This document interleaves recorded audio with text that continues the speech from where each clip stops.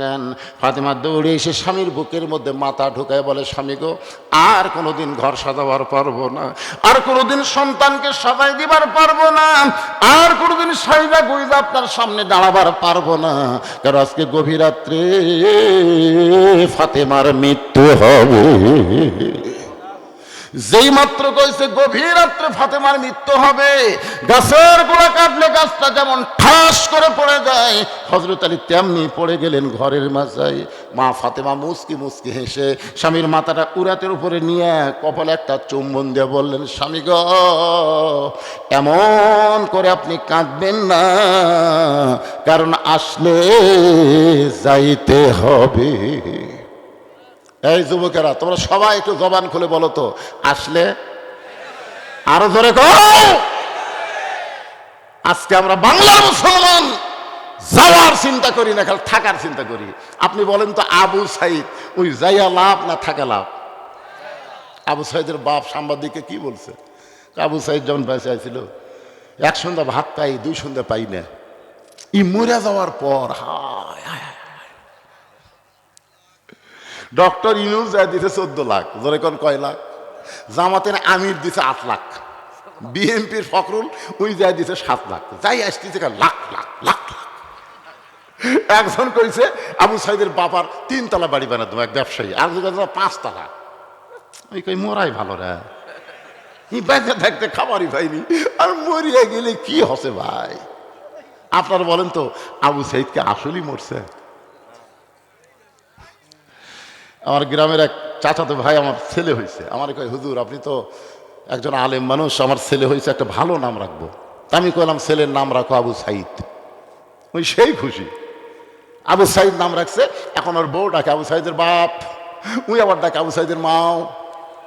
আশেপাশের লোক শুনে, ওই পশ্চিম পাড়াত আর একটা ছেলে হয়েছে, ওর নাম আবু সাইদ।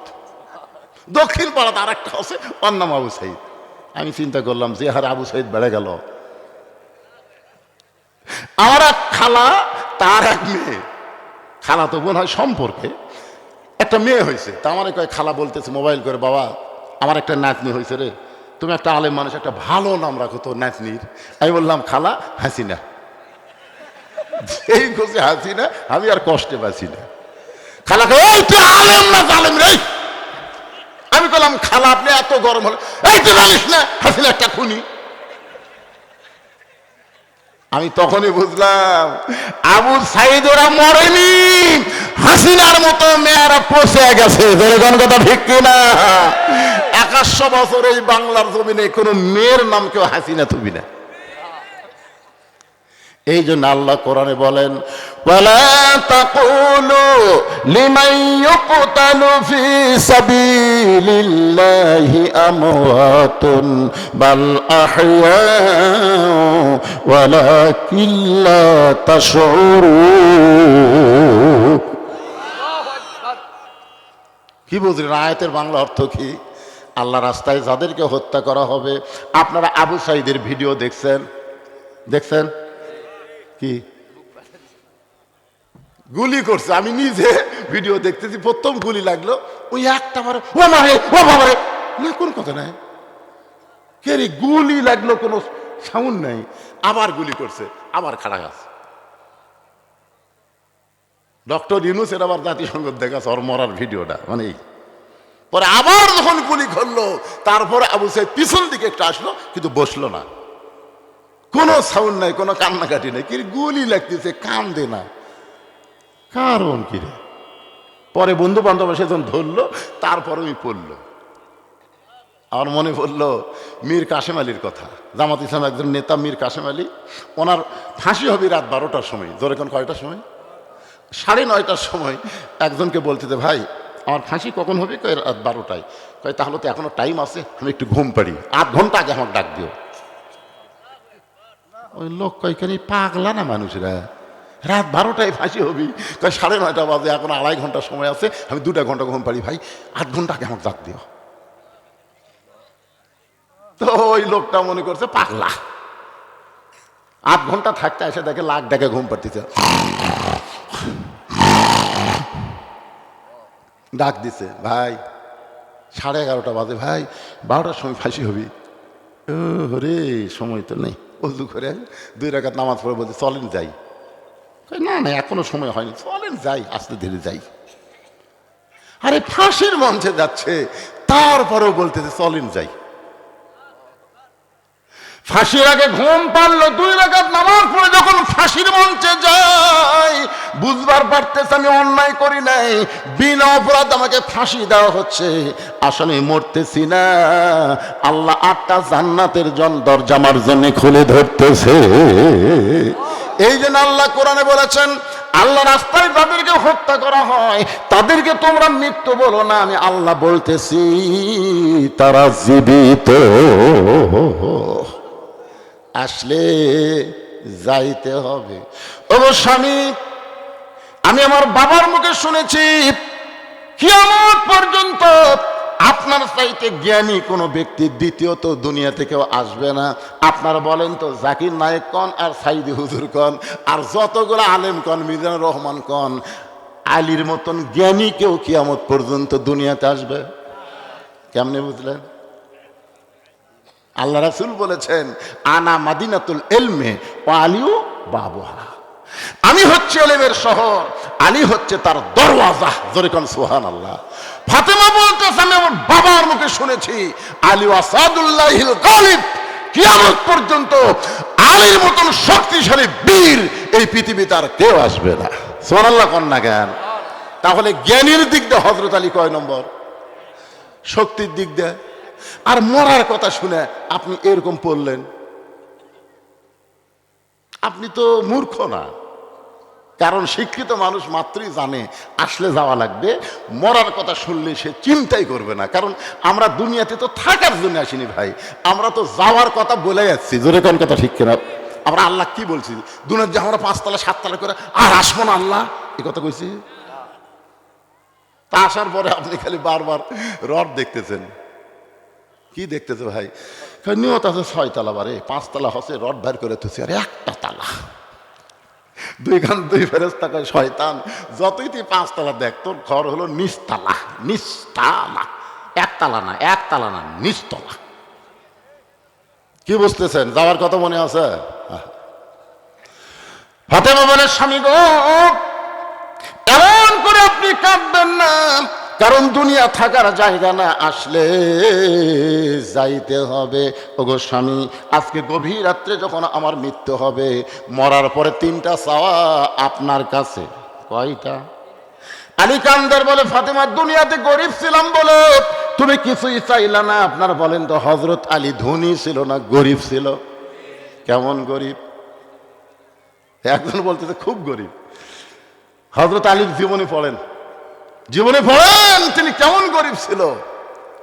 আরে নবীর সামনে এসে দাঁড়িয়ে থাকতো, আল্লাহ রাসূল বলতেন, আলী খিদে লাগছে, বলে যদি আপনি বোঝেন। রাসূল বলে খাওয়া নাই। খাওয়া নাই যেই রাসূল কইছে, আলীর 1 মুহূর্ত থাকেনি, না খায় ঘুম পাড়ছে। আল্লাহ নবী বলে খাওয়া আছে, আলী খায়, না থাকলে না খায়। যখন ফাতেমার বিয়ের বয়স হলো, নবীর চোখের মধ্যে পানি। আল্লাহ বলে, হাবিব কেন কাঁদতেছেন? বলে, আমার খাদিজা বিবি যখন দুনিয়া থেকে বিদায় নেয়, তখন ফাতেমার হাতে আমাকে ন্যস্ত করেছে।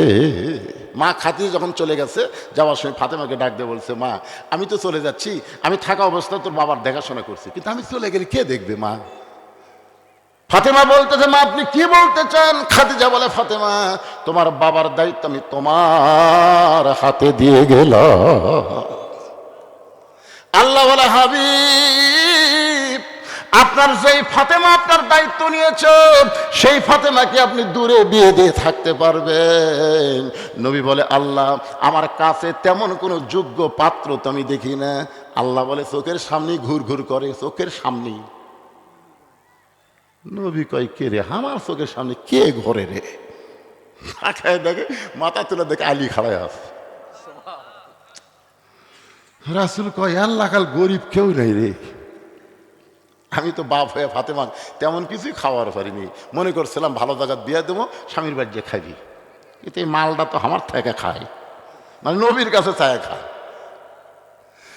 নবী ডাকতে বলে, আল্লাহ, মুখের সামনে যাকে দেখতে পাই এই গরিবের সঙ্গে বিয়ে দিতে আমি ফাতেমারে পারবো না। আল্লাহ বলে, আপনি না পারলে কি হবে, আমার বান্দা সমূহের ভিতরে আলীকে আপনার মেয়ের জন্য পছন্দ হয়েছে। এখন বলেন, আল্লাহ যদি পছন্দ করে নবী কি করবেন? নবী কি করবেন? মা ইয়ান্তিকু আনিল হাওয়া ইন হুয়া ইল্লা ওয়াহয়ুন ইউহা। ওই আলীর সঙ্গে যখন ফাতেমার বিয়ে দিবেন, নবী একটু রাগ করে ডাকলেন, আলী, এই শোন তো, শোন, কেন আমার মুখের সামনে সবসময় ঘুর ঘুর করিস কেন? তা আলী বলতেছে, হুজুর, আপনি তো জানেন আপনার সব সময় কাছে থাকার লোক আমি, কারণ আমার বাবা আবু তালেব যখন দুনিয়া থেকে বিদায় নিয়েছে, আমার বাবা নবীর চাচার নাম কি?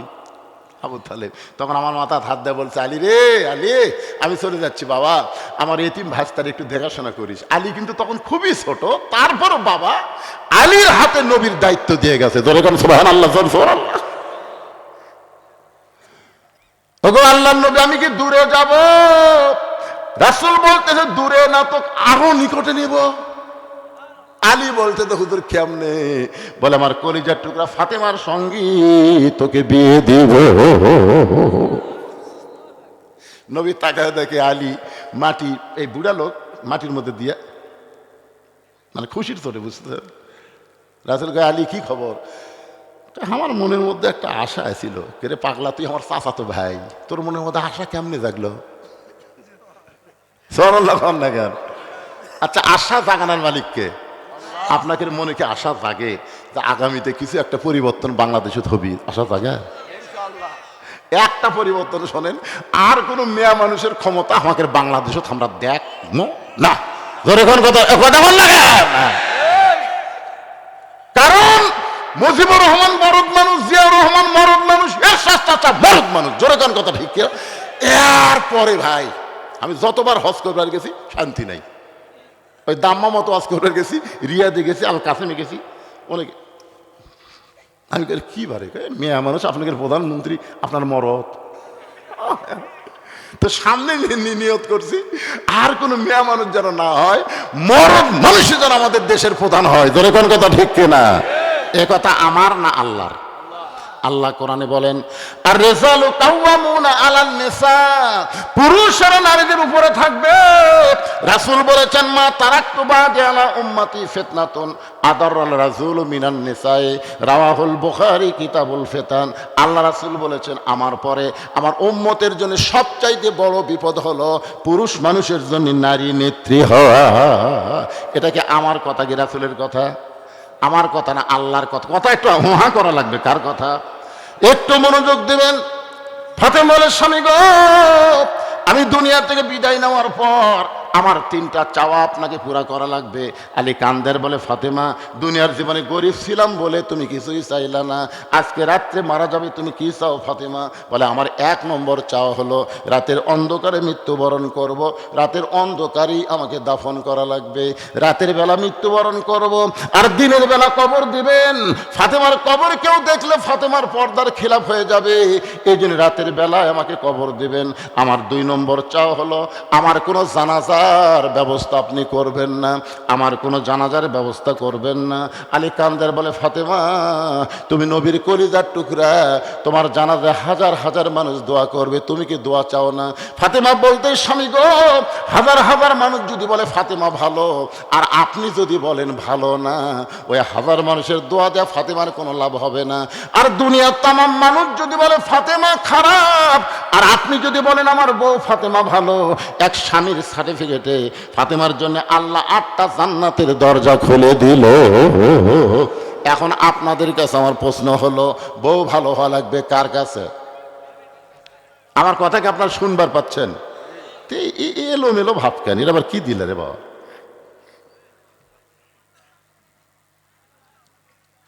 আচ্ছা আচ্ছা আচ্ছা, ঠিক আছে। মসজিদের ভিত্তি স্থাপন করা হবে। না না না, অসুবিধা নেই। আপনার যদি টাকা না দেন মসজিদ হবেই, বিশ্বাস করেন। মসজিদ ইব্রাহিম আলাইহিস সালামের যখন বাঁচলো না, কামাখানটি তৈরি করার পর যখন বাঁচলো, তখন বলতেছে আল্লাহ যে সামান্য যে পাথরের কুটাকুটি বাঁচলো এটা কি করবো, ছিটা দাও। ইব্রাহিম আলাইহিস সালাম ছিটা দিল। তো এখন বলতেছে আল্লাহ আমি মানুষ কদ্দুর ছিটা দিলাম, আল্লাহ কয় তুমি খালি মারছে আর আমি সব জায়গা ফেলে দিছি। পৃথিবীর যে জায়গা ওই পাথরের একটা পড়ছে সেই জায়গাতে একটা আল্লাহর ঘর হবি ইনশা। তা আপনাকে এটা এখানে পড়ছে দেখে তো মসজিদ হচ্ছে। এখন যদি ভাঙ্গা নতুন করে করবার চান, আপনারা যদি নাও দেন তাও মসজিদ হবি ইনশা। জোরে করেন ইনশা হবি। আপনারা দানের কথা শোনা লাভ দিয়ে উঠবেন না, এই দানের কথা শোনা লাভ দিয়ে উঠবেন না। প্যারালাইসিস হয়ে আপনি মরবেন। আপনি বইয়ের হাতে গুড়ি খাবেন, বেটার বউ আপনাকে লাগতে দিই। হ্যাঁ, এই শালা বুড়া মরে না ঘেরে। আর বউ কবি কিছুই করার পারে না, এক খামাখা সেবা করে আমার লাভ কি? সত্যি বিশ্বাস করেন, এই ওয়াজ শুনতে শুনতে যদি লাভ দেওয়া আপনাদের প্যারালাইসিস হবি, এই ব্যাপারে কোনো সন্দেহ নেই। মসজিদের দান বাক্স মুখের সামনে দিয়ে যায়, যাইকে যায় না, কথা কান যাইকে যায় না, যায় না। আপনার মুখের সামনে দান বাক্স আসে না? এ বা কথা কান আসে না? আপনি তখন কি হিসাব করেন? পকেটে 500 টাকার একটা লোট আছে, 200 টাকা আছে, 100 টাকাও আছে, কিন্তু 10 টাকা নাই। আপনি দেখতেছেন কি 500, 200, 110 টাকা নাই। তখন আপনি কি করেন? এই 3টা লোটের মধ্যে একটা লোট দেন, এমন জোরে মারছেন যে 4 জন পার হয়ে গেছে। মারাতে বেদার হয়নি, ওরা বলতে যারে তোর হাতত বল আছে রে। তখন 2 কান্দের ফেরেশতা কয় আল্লাহ আল্লাহ, ও আল্লাহ আল্লাহ। আল্লাহ কয় কি রে? কয় এই শালার কান্দত আমি থাকবো না।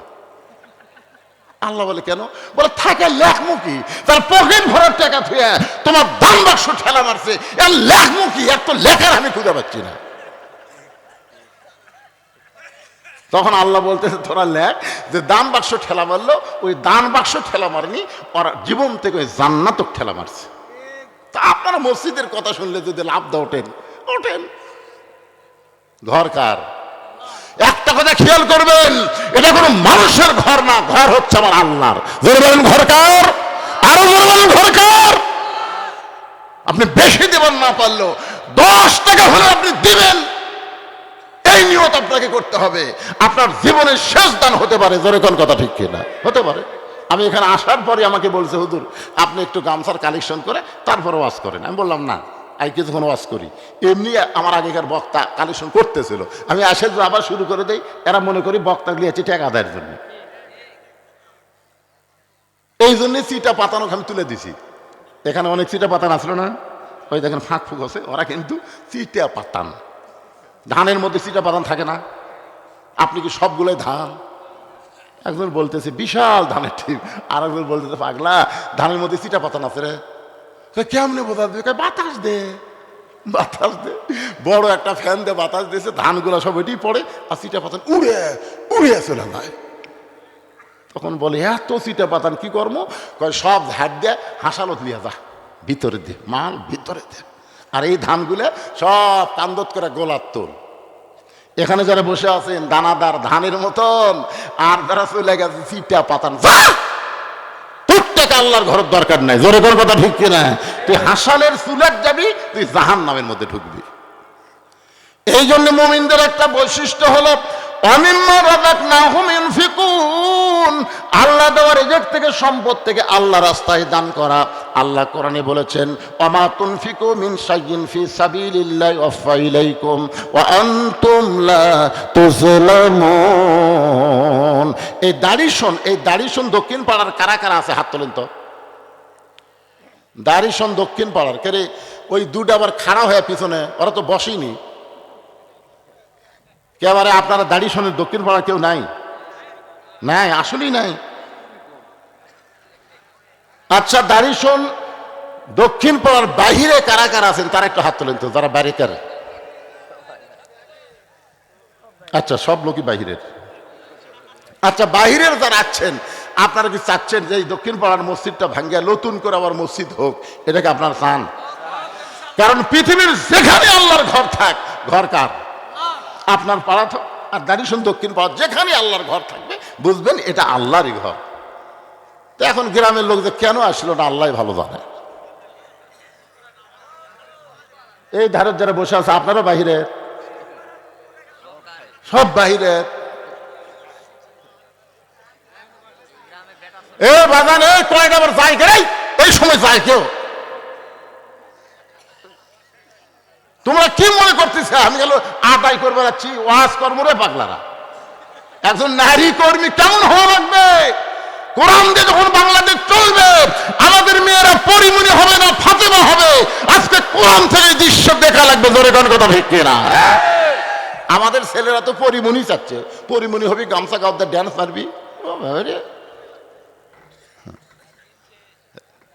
যেদিন আল্লাহর কোরআনটা বাংলাদেশ চলবে, সেদিন ভুল খেলেও আর দেখবার পাবেন না। এমন ভাবে ঢাকবি ভাই, দেখার কোনো উপায় নেই। আমি সে আলোচনায় করতেছি আলহামদুলিল্লাহ। তো এই ফাঁকে যখন এটা দিছে, আপনাদের মধ্যে এমন কোনো আল্লাহর বান্দা আছেন যারা বাইরে থেকে যাচ্ছেন, গামছা দেন, ভিতরে গামছা দেন। বাইরের লোককে জোর করে আদায় করা যাবে না, এরা বড় কষ্ট করে এমনি ওয়াজ শুনবে যাচ্ছে। গামছা দেন, ব্যাগ দেন, যিনি যা পারে 10, 20, 50, 100 টাকা একটু যা পারবেন আল্লাহর রাস্তা আপনার দিবেন। দিবেন না ভাইজান? 5 মিনিটের মধ্যে আদায় কমপ্লিট করে তারপরে চিটা পাতার যা আছে সব চলে যাক, অসুবিধা নেই। আপনারা দানাদার হয়ে বসে থাকেন, ওয়াজ শেষ করে আমি মোনাজাত করবো ইনশাআল্লাহ। দেন এই ব্যাগলা নামিসা, কেন আদায় করার লোক দাঁড়ি শোন নাই?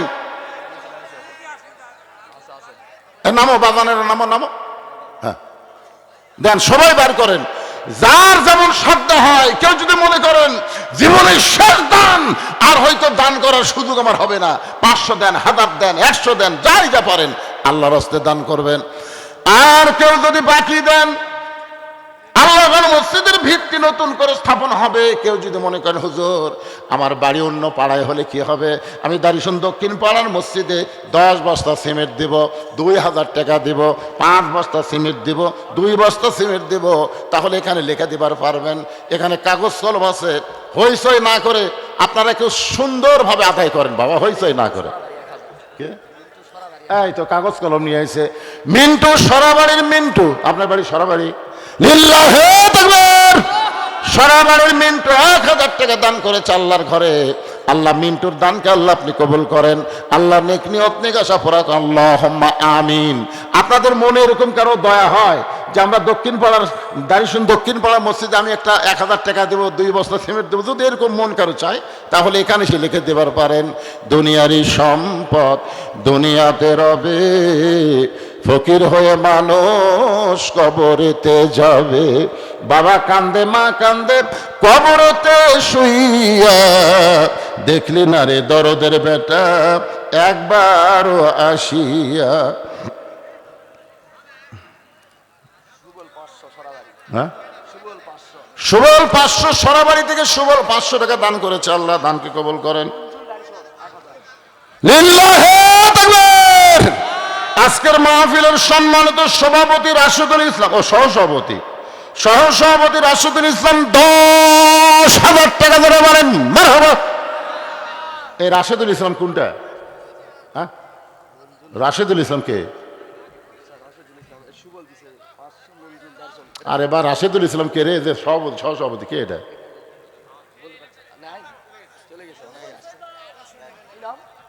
আপনি কি সভাপতি? আপনি একটা কোন কয় হাজার? 40,000 দিবস আছেন না। আজকের মাহফিলের সভাপতি 40,000 টাকা দিবেন। বলেন মারহাবা বলেন। এই বসেন না কেন, বসেন না কেন, যাই চলে যায় যাক। আপনার একটু সামনের দিকে আসেন তো, আসেন আসেন। মহিলা প্যান্ডেলে কে আদায় করবে? যাওয়া লাগবে। বিশ্বস্ত লোক। আবার এই দিক দিয়ে টাকা তুলে আর এক দিক দিয়ে আউট হবেই চলবি না। হিরোইনখোর গাঁজাখোর আছে না নাই? যেরকম আছে না নাই? হ্যাঁ, এই জন্যে মাহফিলের বিশ্বস্ত লোক, এই কমিটির যারা বিশ্বস্ত তাদেরকে আপনার মহিলার কাছে পাঠাবেন। মহিলার কাছে মহিলা আদায় করাই ভালো। আসাদ বামনপাড়ার 2000। দেখেন এই পাড়ার লোকেরা এখন পর্যন্ত দিচ্ছে না। বামনপাড়ার আসাদ 2000 টাকা দান করবে। আল্লাহ আসাদের দানকে আল্লাহ আপনি কবুল করেন। আল্লাহ নেক নিয়ত নেক আশা পুরা করেন। আল্লাহুম্মা আমিন। আমিনো আমিনো আল্লাহ আমিন। দানকারীর জন্য হও তুমি জান্নাতের জামিন। একটু জিকির করেন লা ইলাহা ইল্লাল্লাহ, লা ইলাহা। কোথায় এই সহসভাপতি কোনটা রে? মাশাআল্লাহ। না আপনি দিলেন 10,000 টাকা, তো আমি চমকে উঠল। আর দিয়ে পারছেন না, পরে দিবে। মসজিদ একবার ভাঙ্গা ফেলে দেন, কাজ বন্ধ থাকবে না, থাকবে? আপনার কিন্তু বাংলাদেশের কোনো মসজিদের কাজ শুরু করে কাজ হয়নি এরকম কোনো মসজিদ আছে? ইনশাল্লাহ হবে, এখানেও হবে ভাই। এই গ্রামের এমন কিছু জামাই আছে, অনেক চাকরিজীবী আছে, আছে না নাই? ভাঙ্গা ফেলে দেন, ভাঙ্গা আগে ফেলে দেন। আপনি মনে করেন টেকায় জমেনি, কিসের ভাঙুকে যদি মনে করে আমার ছেলের কামাই নাই, বিয়ে কেমনে করামো, ওই জীবনে ছেলে বিয়ে করা পারবি না, আমার ছেলে নষ্ট হয়ে যাবে। এই জন্যে আপনি বিবাহ করান রেজেকের মালিককে, আপনি মসজিদ ভাঙ্গেন তৈরি করে দেওয়ার মালিককে। আল্লাহওয়ালার মাধ্যমে আল্লাহ মসজিদ নির্মাণ করে নেবে ইনশাল্লাহ। রাসূল বলেছেন যে আল্লাহর ঘর বানায়, আল্লাহ সঙ্গে সঙ্গে তার জন্য জান্নাত একটা ঘর বানায় দেয়। ধরে কোন সুবহানাল্লাহ। কবে আপনি জান্নাতে যাবেন? এখনই আপনার নামে আল্লাহ জান্নাতে ঘর বানাবে, খালি মসজিদে দান করবেন। মসজিদের ক্যাশিয়ার কে? মসজিদের ক্যাশিয়ার এই ফাঁকাটা বন্ধ করেন না কেন? এখনই ওয়াজ শুরু হবে। পিছনে যে ভাইরা বসে আছেন, আপনারা একটু দাঁড়ায় আছেন, একটু বসেন তো ভাই। এই পিছনের ভাইরা একটু বসেন ভাই, বসেন বসেন, সবাই বসেন। এই যে এইদিকে ফাঁকা হয়ে গেল, ফাঁকা জায়গাটা সামনে চাপে আসেন না কেন? দুই জায়গা আপনার জান্নাতে সাক্ষী হবে, জানেন? আপনি আগে যে জায়গায় বসলেন ওই জায়গা হবে, আবার যে জায়গায় বসলেন ওই জায়গা সাক্ষী হবে। আর সবচাইতে বড় কথা হলো, কোরআন হলো যাবতীয় রোগের ঔষধ। আপনি উঠলেন, 1 বছরের ব্যায়াম থাকলো না, আরেকবার বসলেন, 2 বছরের ডাক্তারের কাছে যাওয়া লাগলো না, তাহলে ওটা বসার মধ্যেই 2 বছর শেষ। অসুখ বিসুখ ব্যারাম বেদি দেওয়ার মালিককে, ভালো করার মালিককে। আল্লাহ কোরআনকে বলেছেন, অনুনাজ্জিলু মিনাল কুরআনি মা হুয়া শিফাউ ওয়া রাহমাতুল লিল মুমিনিন। এই কোরআনকে যাবতীয় ঔষধ হিসাবে মুমিনদের জন্য আল্লাহ নাজিল করেছেন। এই জন্য যারা পিছনে বসলেন আবার সামনে বসলেন, আল্লাহ তোমার কোরআনকে সম্মান দেওয়ার কারণে এই 2টা জায়গা তার জন্য জান্নাতের সাক্ষী বানায় দাও।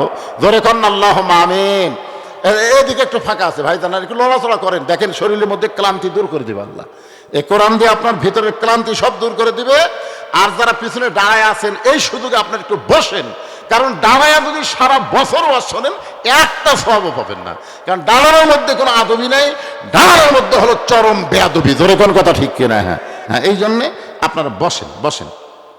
এখন চলে আসি মূল আলোচনায়। ইজা আসাবাতুহুম মুসিবাতুন ক্বালু ইন্না লিল্লাহি ওয়া ইন্না ইলাইহি রাজিউন। আপনাদের মনে আছে না ভুলে গেছেন?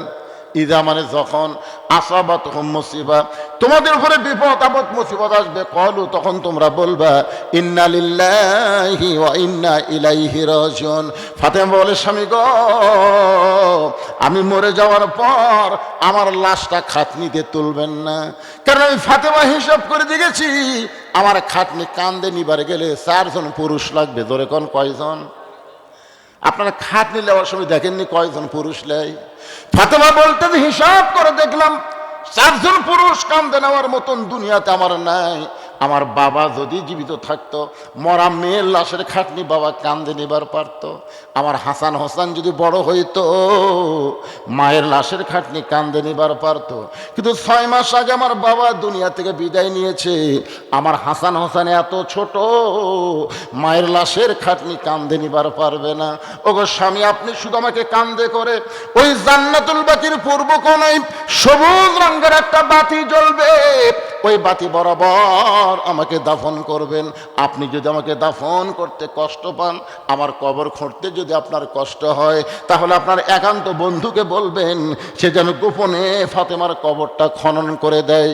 দুনিয়ার কোনো মানুষ যেন ফাতেমার কবরের খবর না পায়। হযরত আলী কাঁদতে কাঁদতে আবু যর গিফারের জানলার কাছে, আলীর বন্ধু হচ্ছেন আবু যর, ওই জানলার কাছে ছোট বাচ্চার মতন ফোফায় ফোফায় কাঁদতেছে। আবু যর গিফারি চমকে গেল, এই গভীর রাত্রে আমার জানলার কাছে কে কান্দে? দরজা খুলে বাইরে এসে দেখে পৃথিবীর শ্রেষ্ঠ বীর হযরত আলী ছোট বাচ্চার মতন কাঁদতেছে। আবু যর গিফার বলে, আলী ভাই, জীবনে কত যুদ্ধ গেলাম আপনার সঙ্গে, কোনো যুদ্ধে আপনাকে পরাজিত হয়ে কাঁদতে দেখে নাই। হযরত আলী কোনো যুদ্ধে পরাজিত হয়নি। জোরে কোন কি হয় নাই? কিন্তু কিন্তু আজকে আমার জানলার কাছে এমন করে কেন কাঁদতেছেন? আপনার জীবনে এমন কি যুদ্ধ, যেই যুদ্ধ পরাজিত সৈনিকের মতন আপনি কাঁদেন? আলী বলতেছেন, আবু যর, জান্নাতুল বাকির পূর্ব কোনায় গিয়ে একটা কবর কর।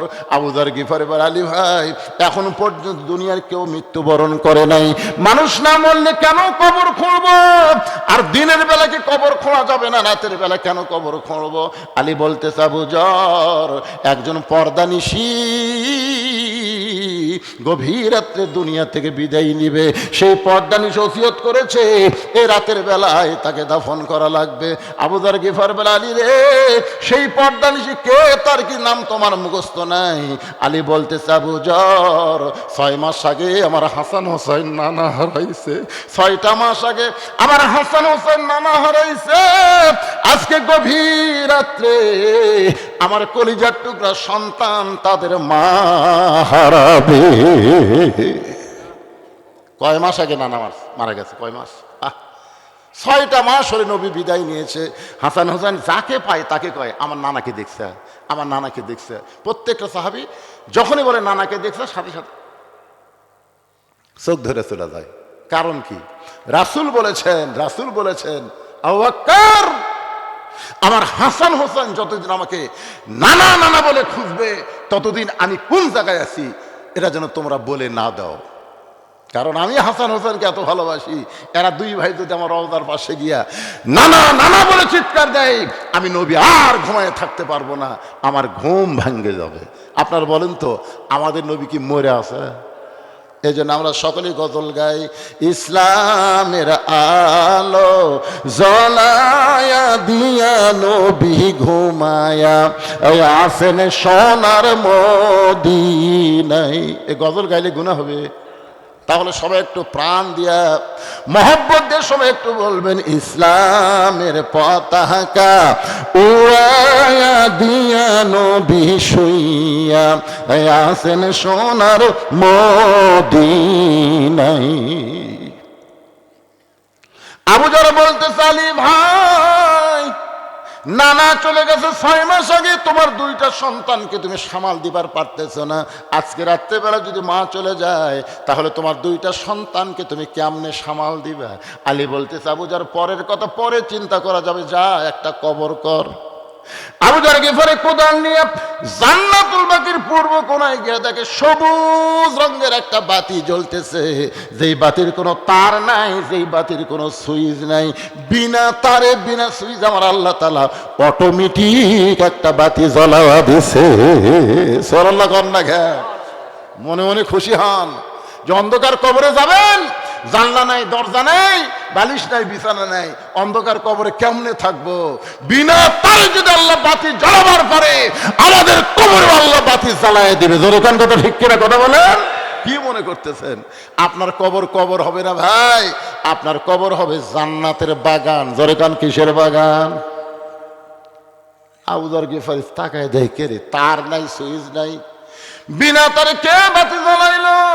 বাতির নিচে গিয়ে দেখে বাতির আলো গোলাকার হয়ে পড়ে নাই, বাতির আলো 4 কোণা হয়ে পড়ছে। 4 কোণা বোঝেন? আলো কিন্তু এটা গোলাকার, যেখানে আলো পড়ছে গোলাকার হয়ে পড়ছে, কিন্তু ওই বাতির আলো 4 কোণা।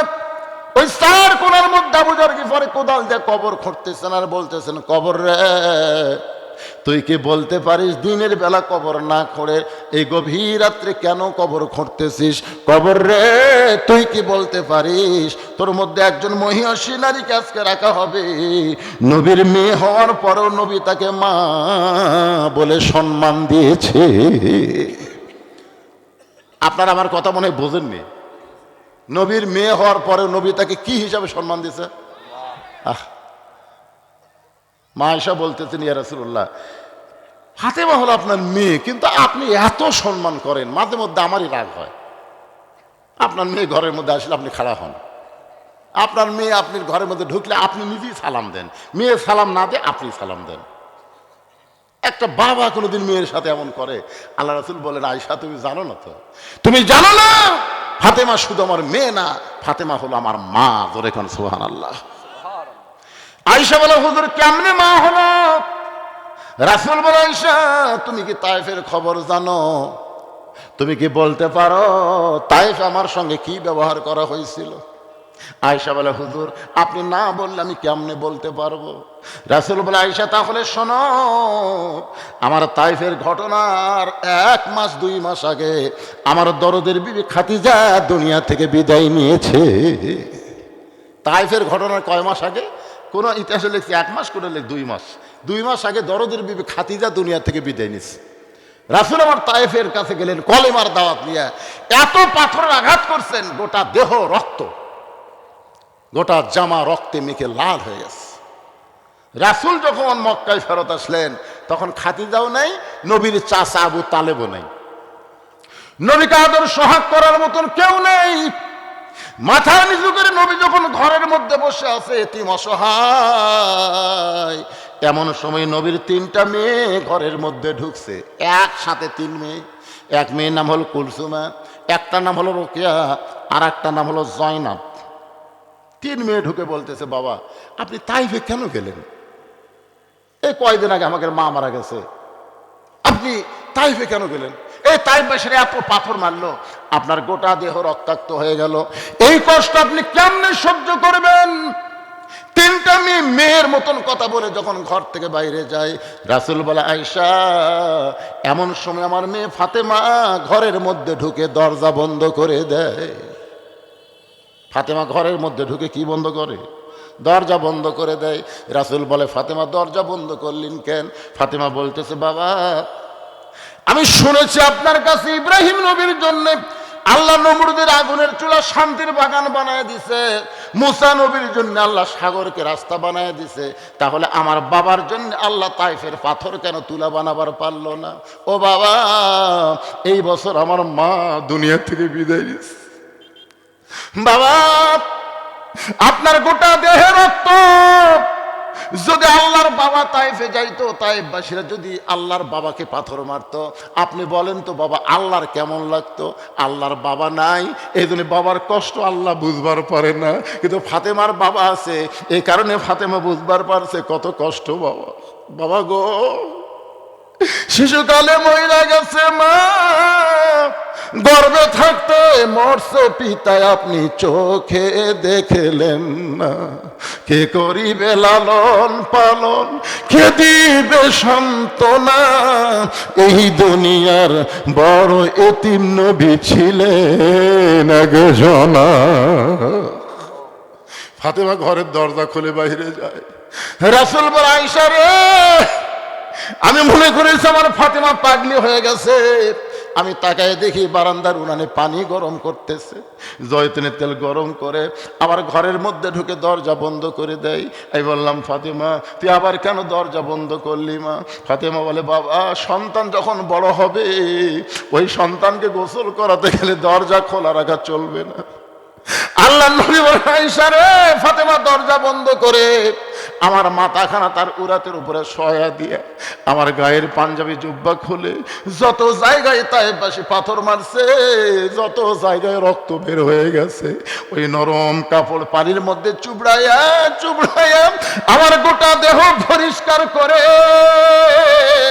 ওই ফাতেমার নরম আঙ্গুলের মধ্যে গরম জয়তুনের তেল নিয়ে যখন ক্ষতস্থানে মালিশ করে দেয়, আয়েশা রে আমি নবী কখন যেন ছোট বাচ্চার মতন ফাতেমার উরাতকে বালিশ বানায় ঘুমায় গেছি। ওই ঘুমের ঘরে স্বপ্নে দেখি আমার মামেনা আমার শেওরের পাশে দাঁড়ায় কাঁদতেছে। এত বছর পরে মামেনারে দেখে আমি আর নবী না আয়েশা, আমি একজন হতভাগ্য ছেলে। মার হাত ধরে বললাম, মা আইছেন যখন আর আপনাকে যাবার দিব না। আমার স্বপ্নকে বাস্তব মনে করে মা আমিনার হাতটা যখন চাইপা ধরছি, এমন সময় ফাতেমা আমার কপালে চুমা খায়, ফাতেমার চোখের পানি আমার চোখের মধ্যে ঢুকে আমার ঘুমটা ভাঙ্গা যায়। আমি রাসূল বললাম, ফাতেমা এইভাবে তুই কেন কাঁদতেছিস মা? ফাতেমা বলে, বাবা আপনি মনে হয় স্বপ্ন দেখছেন বাবা। স্বপ্নে মা বলে আমার হাতটা চাইপা ধরছেন, এই যে দেখেন বাবা এখন পর্যন্ত আমার হাতটা তো আপনি ধরে আছেন, ছাড়েন নাই।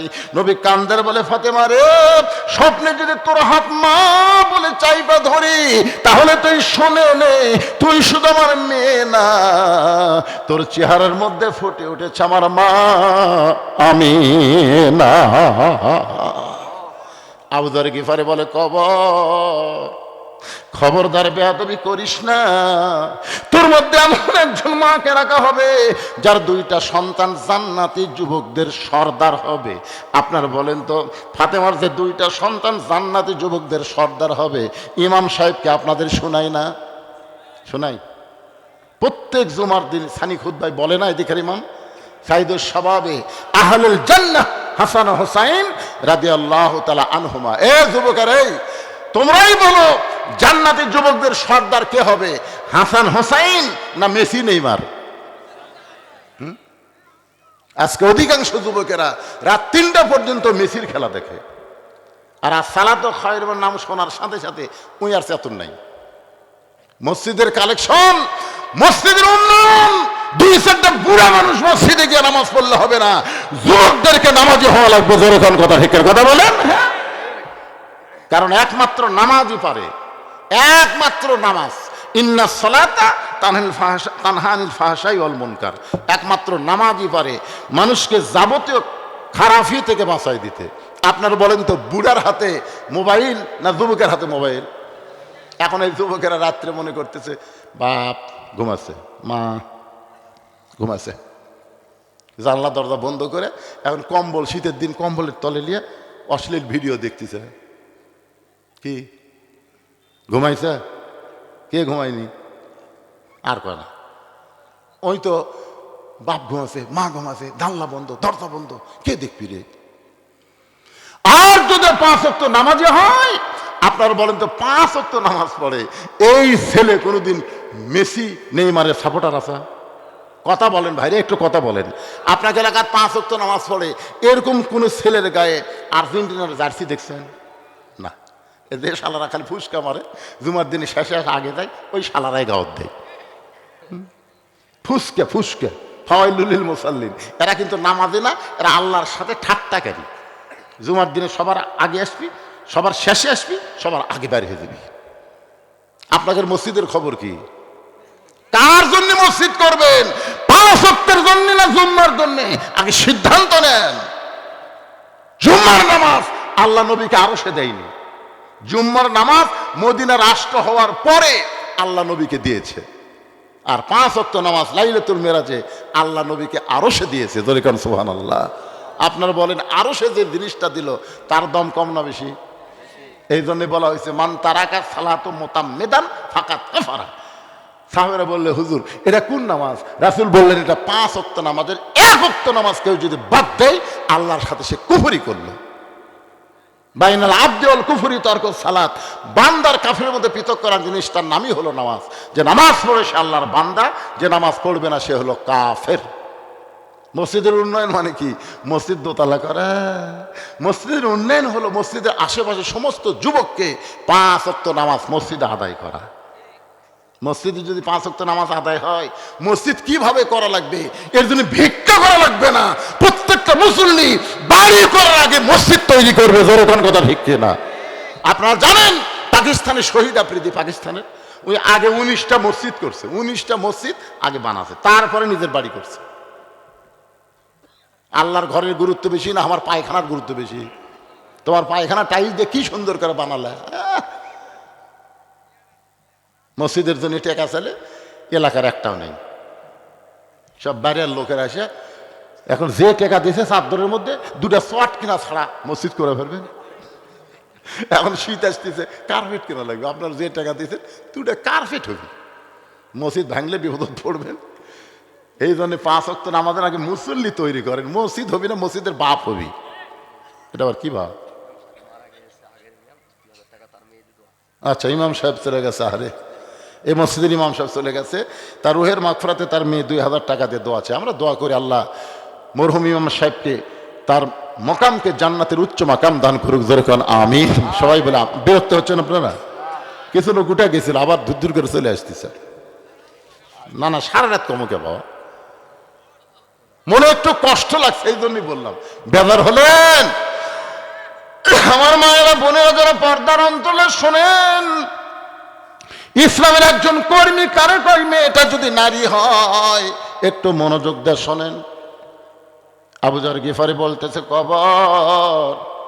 খবরদার বেয়াদবি করবি না, তোর মধ্যে এমন একজন বিবিকে রাখা হবে যার স্বামী হলো আসাদুল্লাহিল গালিব। এই কথা বলে আবার যখন কোদাল মারতেছে, এমন সময় কবর থেকে আওয়াজ আসতেছে, আবু যর, কার মা, কার মেয়ে, কার বিবি এইটা কবর দেখবে না? আমল যদি ভালো হয় কবর জান্নাতের বাগান হবে, আর আমল যদি খারাপ হয় কবর তার জন্য জাহান্নামের গর্ত হবে। মনে করবেন যে এটা ফাতেমার জন্য, কিন্তু বলে নাই, এটা বলেছে আমাদের সকলের জন্য। জোরে কন ঠিক কি না? অনেকে মনে করবে হুজুর এটা ফাতেমার জন্য কবর কইছে। না, ফাতেমার জন্য না, এটা বলছে যে মা দেখবে না, মেয়ে দেখবে না, বিবি দেখবে না, কবর দেখবে আমল। আমল যদি ভালো হয় কবর জান্নাতের বাগান হয়ে যাবে, আর আমল যদি খারাপ হয় কবর জাহান্নামের গর্ত হয়ে যাবে। এই কথা সেই মাত্র কবর থেকে শব্দ শুনছে, আবু যর গিফারি কোদাল মারবার চায়, দেখে শরীরের মধ্যে আর কোনো শক্তি নাই, গোটা দেহ থরথর করে কাঁপতেছে, হাতের কোদাল কবরের মধ্যে পড়ে গেছে। আবু যর গিফারি গোরস্থান ছেড়ে, জান্নাতুল বাকি ছেড়ে কোথায় যেন পালায় যায়। নির্দিষ্ট সময় হযরত আলী ফাতেমাকে নেওয়ার জন্য ঘরের মধ্যে ঢুকে, ডান পাশে হাসান, বাম পাশে হোসাইন ঘুম পাড়তেছে। সুবহানাল্লাহ কন না কেন? ডান পাশে কে? হাসান ঘুম পাড়তেছে, বাম পাশে হোসেন ঘুম পাড়তেছে। কারণ ফাতেমা জানে আমার দুইটা সন্তান যদি চেতন থাকে তাহলে মাকে দাফন করার ব্যাপারে বাবাকে বিরক্ত করবে। এই জন্য দুইটা সন্তানকে ঘুমায় দিয়ে হযরত আলী লক্ষ্য করে দেখে ফাতেমা নিজে নিজের গোসল করেছে, নিজে নিজের কাপড়ের কাপড়